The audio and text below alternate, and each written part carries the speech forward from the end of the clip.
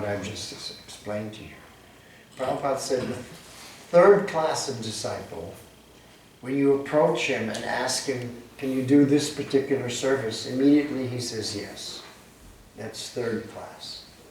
You may think that's first class, but Prabhupada, that's third class. Second class disciple, he doesn't wait to be asked. He goes to inquire, Guru Maharaj, is there anything I can do? What seva needs to be done? That's second class. You may think that's first class, but that's second class. First class disciple, Prabhupada explained, he doesn't wait to be asked. He doesn't even go to inquire. But he understands the mood and the mind of his Guru Maharaj, and automatically he does the needful. That's first class.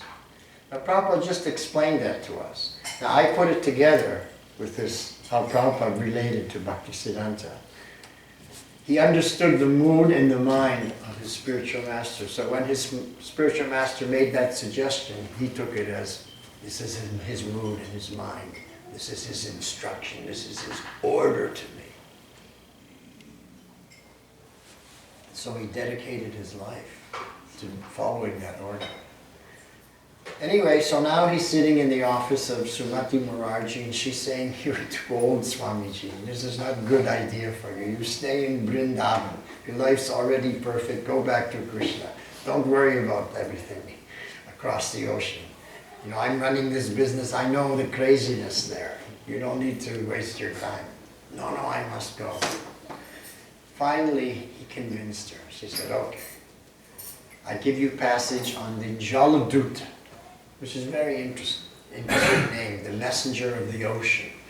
Prabhupada was on this ship, and he was the messenger, not of the ocean, but of the Supreme Lord, the messenger of the Jagat. And the captain, Captain Pandey and his wife, and Srila Prabhupada, they were the only passengers. I mean, the captain was not a passenger. Prabhupada was the only passenger, along with the wife who stayed with her husband, the captain, and the crew. And so on that day, in August 1965, Srila Prabhupada walked up the gangplank. He had servants carry a big steel trunk, you know the steel trunks they have in India, full of his 3 books, the first canto of Srimad Bhagavatam translated into English. And his son, Vrindavan Day, was there to see him off. Not the other sons. The other sons were not favorable to Prabhupada because they saw that he had left the family. It's natural that some family members, when someone takes sannyas, some will be the well-wisher, others won't be. Although Prabhupada made every arrangement for the wife and the family financially, so they weren't lacking for anything. But still, not everyone is a well-wisher.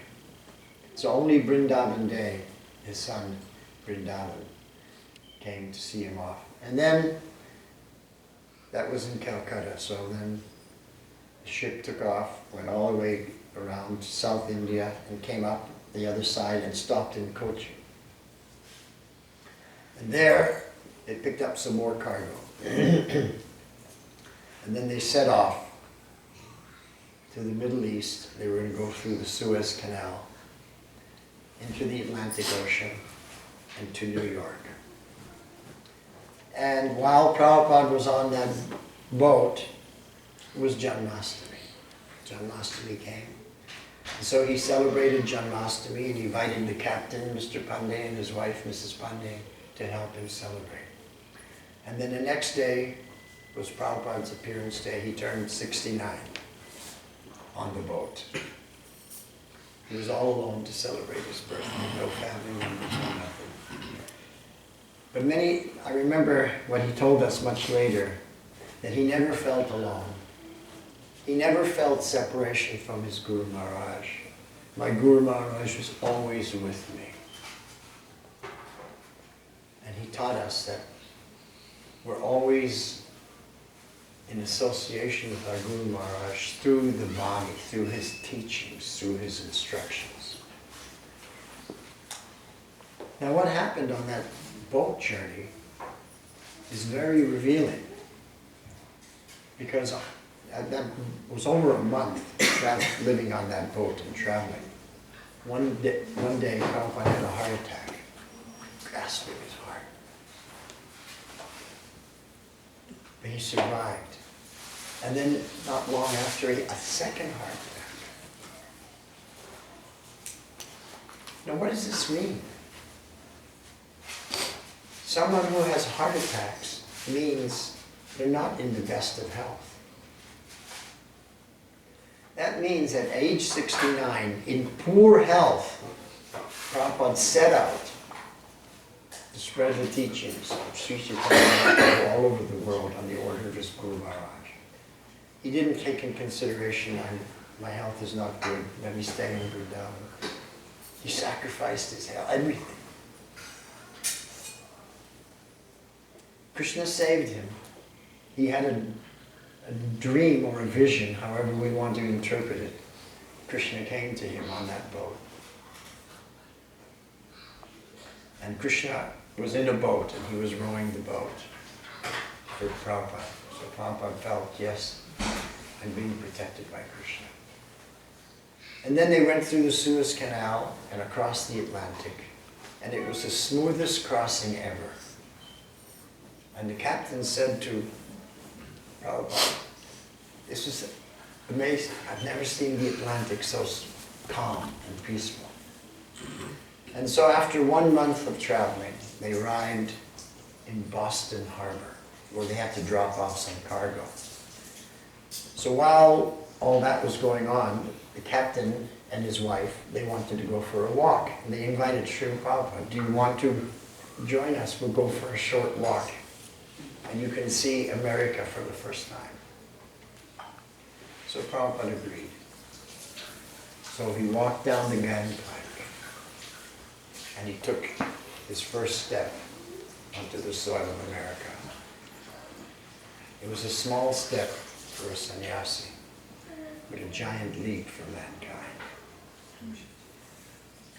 And he walked for about half an hour.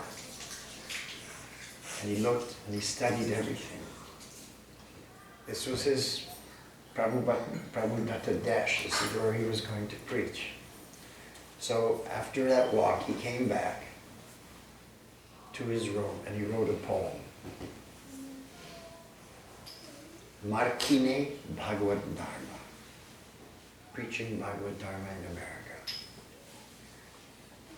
And in this poem he writes, my dear Lord, I do not know why you have brought me here. The people here, they have no idea about you. They're performing all kinds of sinful activities. They're killing animals and eating them, taking intoxication, illicit sex, everything. How will they hear your message? I don't know what I can do. But I am your puppet, Prabhupada said. And you are my master, and you pull the strings. So make me dance as you wish. I'm here to do your bidding. He wrote that poem, very beautiful poem in Bengali language. Then the boat went to New York. And of course that was in 1965. Prabhupada struggled for 1 year. Was not getting any result. We may wonder why Prabhupada had to go through so many difficulties.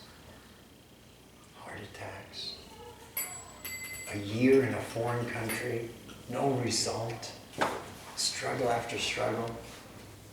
In fact, someone broke into his apartment in New York and stole his typewriter and his Bhagavad Gita translation manuscript. The Bhagavad Gita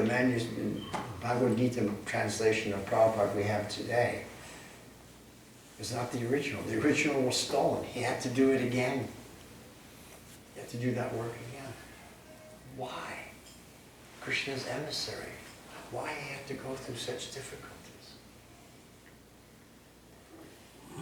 Because to teach us a lesson. Because we're thinking we have so many difficulties and they're nothing compared to what he went through. But he wouldn't let anything stop him. He wouldn't let anything come in his way. No obstacle could prevent him from success.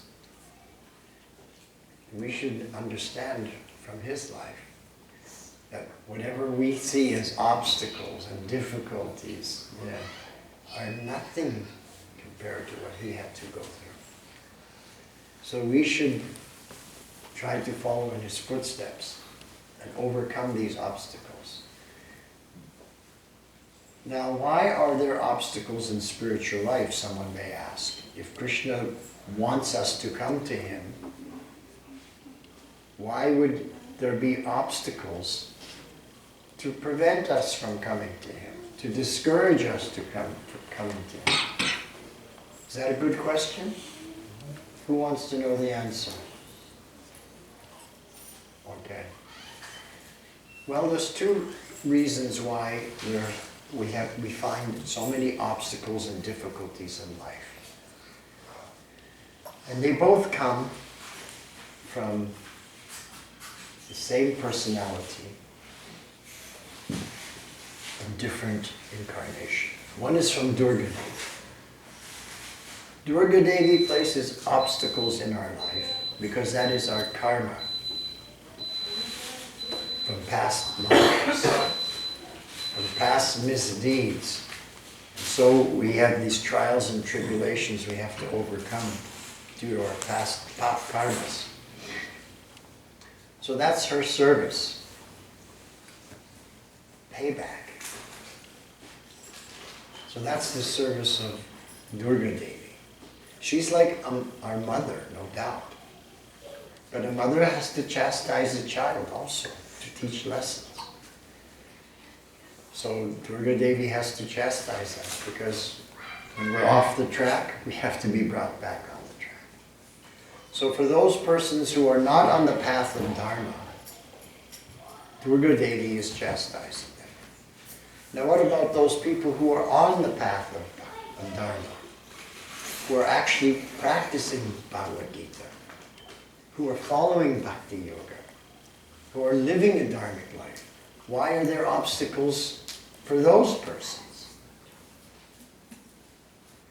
And that is taken care of by another personality, Subhadra. You know Subhadra Devi? She has two brothers, Balabhadra and Jagannath. Well, this Subhadra, sister of Krishna and Balaram, when Krishna was born, and Vasudeva took Krishna across the Jamuna from Mathura to Vrindavan and to the home of his dear friend Nanda Baba and Yashoda Mai, who had just had a baby girl, a daughter. And he exchanged, and he took the baby girl back to the prison house in Mathura. You know this? So when Kamsa heard the 8th child has been born of Devaki, he immediately came with his sword to kill. And Vasudeva said, no, no, no, it's a girl, look, it's a girl. The prophecy was that a boy would harm you. This is a girl, you have nothing to fear. So Kamsa, he was a little bewildered. He didn't know what to do. But then he thought, well, why even take a risk? So he grabbed that child, that female infant baby, and he was about to slice her, Subhadra, with his sword, and all of a sudden, she expanded as Durga Devi. And she started laughing. Kamsa, you fool! You think you can harm me? So Durga Devi is an expansion of Subhadra, and Subhadra is an expansion of Radharani.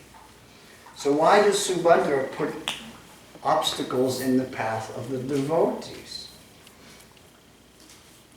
She should be clearing the path for us. This is what you would expect, is it not? But she's placing obstacles in our path. And you know why she's doing that? Because she doesn't want another Putana to come to Krishna. Putana was not the real devotee. She pretended to be the pure devotee. Oh, Yashoda Mai, your baby Krishna is so beautiful. You are the most exalted lady in all the worlds. You have the most beautiful baby. What pious activities you have performed in your previous lives to have such a child. My life would be perfect if I could only hold such a child in my arms for 1 minute. So Yashoda Maya was thinking, such a nice Vaishnavi devotee. She loves my Krishna. Why I should deny? Let her hold him for 1 minute. But of course we know that Putana had come to kill Krishna. She was not the real devotee. So Subhadra Devi, she's Yogamaya. Durga Devi is Mahamaya. So as Yogamaya, obstacles are placed in our path to make sure that we're sincere, that we're not the fake devotee, that we're the real devotee. Because she doesn't want any more Putanas coming to Krishna. So we have to also overcome obstacles to show our sincerity. And by overcoming these obstacles, we become stronger. You know, you've all had children. And the infant children, they see everybody walking. They also want to walk. But they get up, they fall down. They can't walk. They get up, they fall down. And the mother will hold his hand, the little boy, he's maybe 6 or 7 months. And he tries to walk and she takes his hand away, he falls down. Now at what point do the parents say, this child is hopeless, he'll never walk? Never. And that's why everybody walks. They pass those tests, they overcome those obstacles, and everybody walks. Similarly, we have to learn how to walk in Krishna consciousness, overcome these obstacles, and become the real devotee. Not the show bottle devotee. Prabhupada used this example, that in the shop window is a show bottle. There's nothing in it, it's just the bottle to show you what you can buy. It's empty. We can't be the empty show bottle Vaishnava. We have to be the genuine Vaishnava. Isn't that right, Anika? See? Verified, confirmed. So, therefore, but the obstacles, Prabhupada explained to me, and it was a very wonderful realization. You'll never be, an obstacle will never be placed in front of you that you can't overcome. And that's very logical, because why would an arrangement be made to give you an obstacle that's impossible to overcome? No one would think of doing such a thing. So the obstacles are small, and they were able to overcome these obstacles. All we have to do is get a little energy and take the step and do it. And if we're lazy and we don't, well, that's our own failure. And there's another thing that Prabhupada said, that within the instruction of the spiritual master is giving various instructions to us. And Prabhupada related it to himself, that within the instruction of Bhaktisiddhanta, to him, so within the Guru's instruction is the empowerment to accomplish that instruction. So Prabhupada had great faith. This is the instruction of my Guru Maharaj, so the empowerment to fulfill it is there in that instruction. I just have to be vigilant and determined. So similarly in our life, the instruction of the Guru Maharaj, whatever it is, within that instruction is the empowerment to fulfill it. So there's no excuse. We're meant to become stronger, more dedicated, more committed, and more sincere by overcoming these obstacles, which appear as obstacles, but it's not really. Just like when you walk up the steps, it's not an obstacle. This is how you get from one level to another, step by step. So we have to go step by step. But this process has been made so easy by by the mercy of Sri Chaitanya MahaPrabhu. Param Vijayate Sri Krishna Sankirtanam. The supreme conqueror, Param Vijayate, of anything material in this world is Sri Krishna Sankirtanam. So by taking shelter of the divine holy names, Param Vijayate, we can conquer over anything. We become Ajit, unconquerable, by the power of Krishna, which is in the holy name, non-different. Nam and Nami are the same. Krishna and his holy name, no difference. We have to have that understanding. We have to have that faith. And by taking shelter of that holy name with this faith, we become stronger and we become purer. And we begin to experience the bliss. As Krishna explains in Bhagavad Gita, chapter 9, verse 2, Raja Vijaya Raja Guyam Pavitram Vidam Uttamam Pratyakshavagam Dharmyam Susukam Kartamandayam. This knowledge that I'm giving you of Bhakti Yoga is the Raja Vidya. There's so many Vidyas, but this is the Raj Vidya, the topmost, king of education. Raja Guyam. It's the most confidential. Now it's very interesting. Prabhupada translated Raja Guyam not as most confidential or the king of confidential things. He translated it as the most secret of all secrets, which is very interesting because it's so confidential, it's so secret that even when you reveal the secret, it still remains a secret. People don't get it. Just chant the holy names and you become pure. Oh yeah, sure. They don't get it.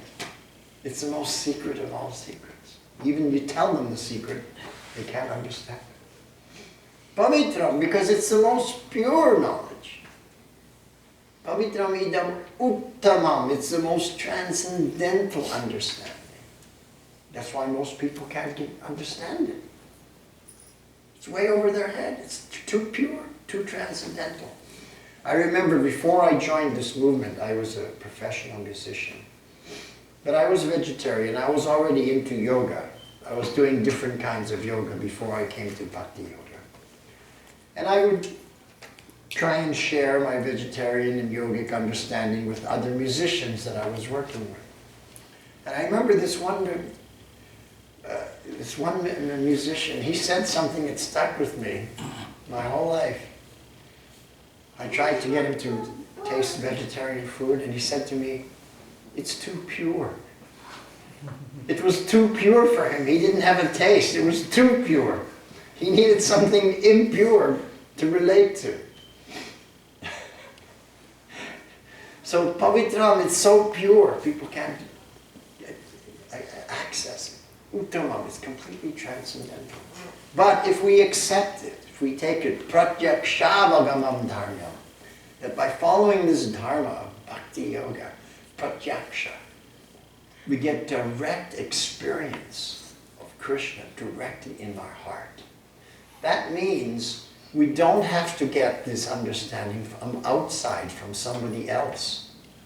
Because Krishna from within the heart will give us that direct realization. And we sing this every day. Chakudano dilaye, janme janme prabhu say, divya gyan hriday prakashito.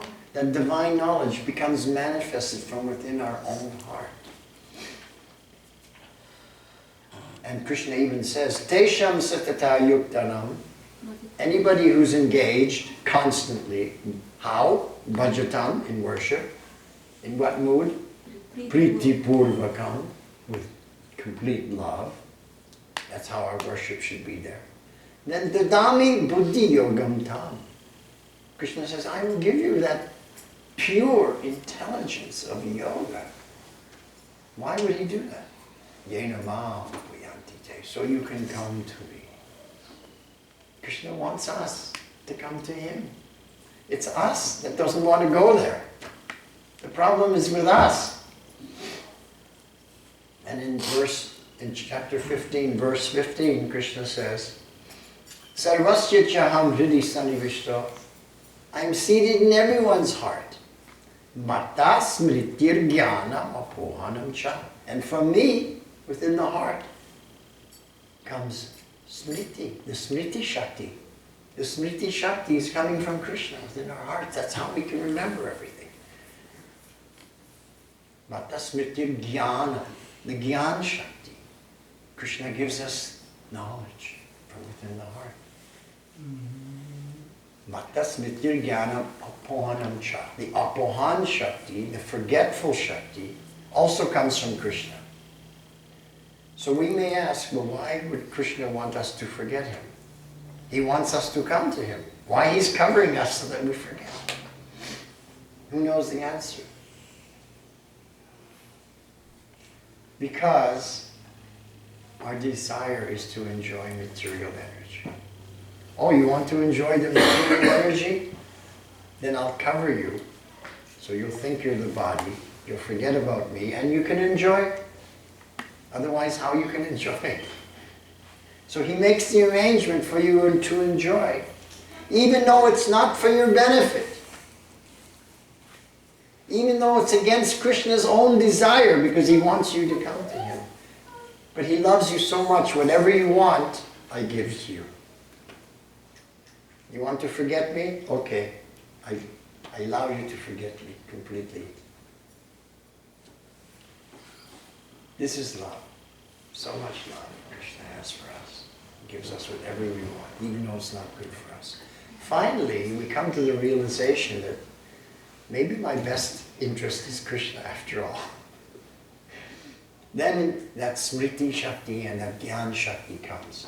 But when we're under the apohan shakti, the smriti and jnana that he gives us is only smriti of the remembrance of our material life and the knowledge of our material life. But when we come to the devotional platform, he gives us the remembrance of our eternal constitutional position as das, das, das, anudas. He reveals Atma Tattva, Brahma Vidya from within our heart. So he gives us that knowledge and that remembrance that he is my eternal beloved and I should always serve him. So, now I lost my train of thought. I was connecting all this to something else earlier. But being an old man, the synapses aren't firing like they used to. So how to overcome these obstacles? Yeah, so how to overcome these obstacles. So Krishna, he's doing everything to help us overcome. He's giving us remembrance. He's giving us knowledge. He's giving us intelligence, everything. And as we discussed briefly this morning, if you just take one step towards Krishna, he takes 100 towards you. It shows his eagerness to establish a loving relationship with us. And all we have to do, there's only one thing that we have to do, and that is to chant the holy name with care and attention. It's all we have to do. Allow the Maha Mantra to enter into our ears, into our consciousness, and then our heart becomes purified. We don't have to worry about it. The Maha Mantra purifies everything. New and improved, cleaner that you use here. The Maha Mantra works better, cleans everything.